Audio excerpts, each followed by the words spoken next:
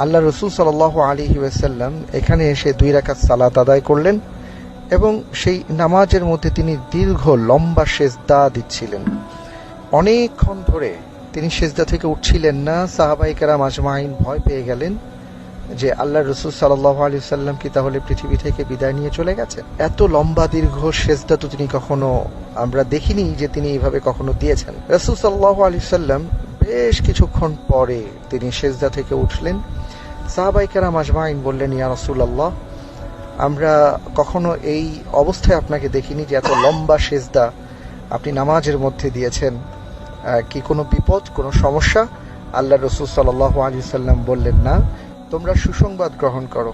এখানে যে হাদিসটির কথা উল্লেখ করা হয়েছে যে তোমরা সুসংবাদ গ্রহণ করো, আপনারা কি কেউ বলতে পারবেন সে হাদিসটি কি?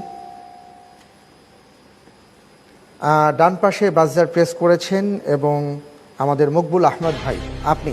জি, আল্লাহ রসুল দীর্ঘ সেজদা করার পরে যখন উঠলেন, সব সাহাবারা প্রশ্ন করলেন যে এতক্ষণ আপনি তো কখনো সেজদা করেন না। তখন বলছিলেন যে আমাকে সুসংবাদ দেওয়া হয়েছে, যদি আমার উম্মতের মধ্যে কেউ শিরক না করে তবে তাদেরকে জান্নাত দেওয়া হবে।